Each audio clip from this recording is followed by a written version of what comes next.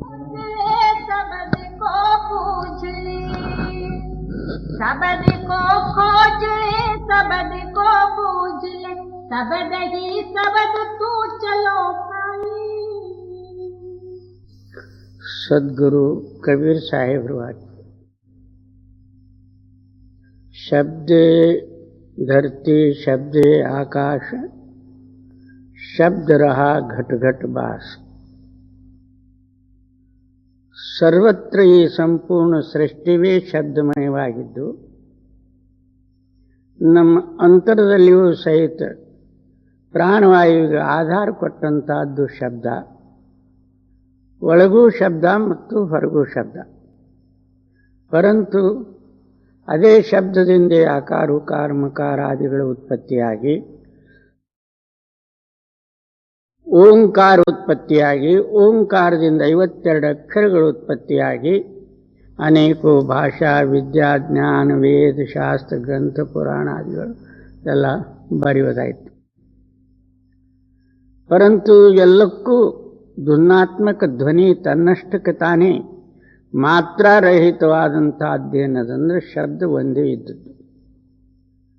ಅಂಥ ಶಬ್ದ ಏನದಂದ್ರೆ ನಮ್ಮ ಅಂತರದಲ್ಲಿ ಅಹೋರಾತ್ರ ಏನದಂದ್ರೆ ಆಗುತ್ತಿರಲಿಕ್ಕಾಗಿ ನಾವು ಹೊರಮುಖವಾಗಿ ಪ್ರಪಂಚದ ಮಿಥ್ಯ ಸಾಮಗ್ರಿಯಲ್ಲಿ, ಮಿಥ್ಯ ಶಬ್ದದಲ್ಲಿ ಅಥವಾ ಮಿಥ್ಯ ಅಕ್ಷರಗಳಲ್ಲಿ ಕೂಡಿ ನಾವು ಆ ಮೂಲ ಶಬ್ದವೇ ಮರೆತು ಬಿಟ್ಟಿದೆ.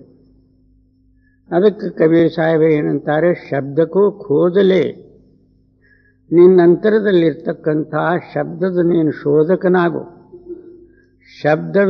ಶಬ್ದಕ್ಕೂ ಬೂझಲೆ, ಶೋಧನೆ ಮಾಡಿ ಅದಕ್ಕೆ ಚೆನ್ನಾಗಿ ಯಥಾರ್ಥ ತಿಳಿ ಅಥವಾ ಅದರ ಅನುಭವ ಪಡಿ.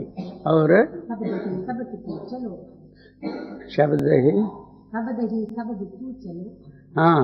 ಅದೇ ಶಬ್ದದಲ್ಲಿ ಚಿತ್ತ ಕೂಡಿಸಿ ಶಬ್ದ ನಿನಗೆ ಎತ್ತಲಾಗ ಹೋಗ್ತದೋ ಒಯ್ತದೋ ಅದರಲ್ಲಿ ಕೂಡಿ ನೀನು ಹೋಗಿಬಿಡು. ಜೈ शब्द आकाश गए,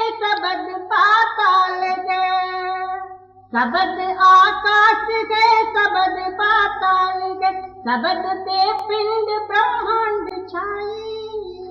ಶಬ್ದವೇ ಆಕಾಶದಲ್ಲಿದ್ದದ್ದು, ಶಬ್ದವೇ ಪಾತಾಳದಲ್ಲಿದ್ದದ್ದು, ಶಬ್ದವೇ ಮೃತ್ಯುಲೋಕ, ಸರ್ವತ್ರ ಶಬ್ದಮಯ ಇದ್ದದ್ದು. ಶಬ್ದವೇ ಪಿಂಡ ಬ್ರಹ್ಮಾಂಡಾದಿಗಳ ರಚನಾ ಮಾಡಿದ್ದು. ಅಂಥ ಶಬ್ದಕ್ಕೆ ನೀನು ಯಥಾರ್ಥ ತಿಳಿದು ಅದರಲ್ಲಿ ಅನುಭವ ಪಟ್ಟು ಅದರ ರೂಪ ಆಗು. जी शब्द बयन बसे, शब्द सरवन बसे, शब्द के क्या मूरत बनाई।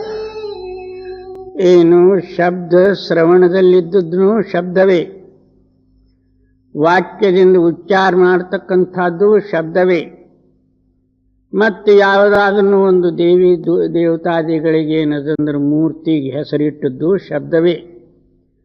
ಅದೇ ಮೂರ್ತಿಗೆ ನಾವೇ ಹೆಸರಿಟ್ಟು ಮತ್ತು ಅದಕ್ಕೆ ದೇವರಂತ ಹೇಳಿ ಭಾವಿಸಿ ನಾವೇನು ಪೂಜಾ ಪಾಠ ಮಂತ್ರ ತಂತ್ರಾದಿಗಳು ಮಾಡ್ಕೊತ ಹೋಗ್ತೇವೆ.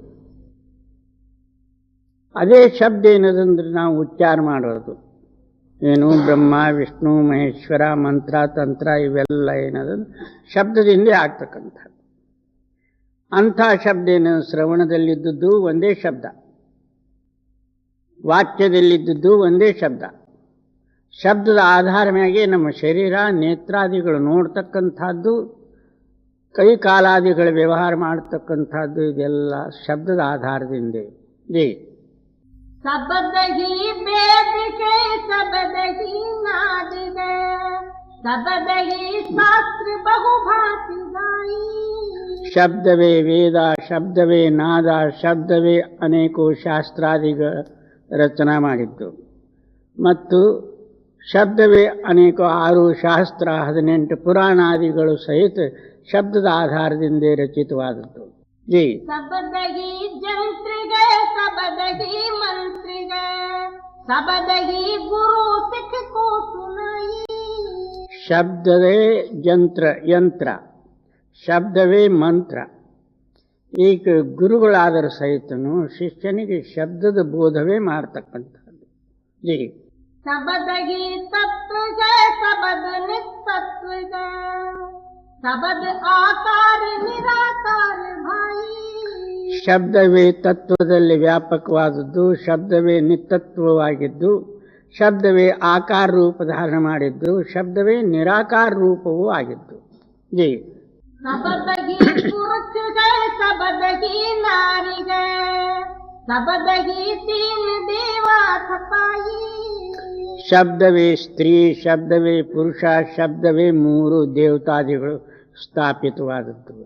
ಜಿ शब्द ही दृश्य अदृश्य ओंकार है, शब्द ही दृश्य अदृश्य ओंकार है, शब्द ही सकल ब्रह्मांड जाई. ಶಬ್ದವೇ ನಮ್ಮ ದೃಷ್ಟಿಗೆ ಕಾಣಿಸ್ತಕ್ಕಂಥ ಸೃಷ್ಟಿ, ಶಬ್ದವೇ ಅದೃಷ್ಟವಾದದ್ದು, ಶಬ್ದವೇ ಓಂಕಾರವಾದದ್ದು, ಶಬ್ದವೇ ಉತ್ಪತ್ತಿ ಪ್ರಳಯಕ್ಕೆಲ್ಲ ಆಧಾರಭೂತವಾದಂತಹದ್ದು ಶಬ್ದವೇ. जी कहे कबीर ते शब्द को परख ले, कहे कबीर ते शब्द को परख ले, शब्द ही आप करतार भाई. ಅದಕ್ಕೆ ಇದೆಲ್ಲ ಬಿಟ್ಟು ನಂತರದಲ್ಲಿ ಆಗ್ತಕ್ಕಂಥ ಧ್ವನಿ ರೂಪವಾದಂತಹ ಶಬ್ದದ ಅನುಭವ ಪಡಿಕೋ. और शब्द ही आप करतार. ಶಬ್ದವೇ ಸತ್ಯ ಮಾಲಕ.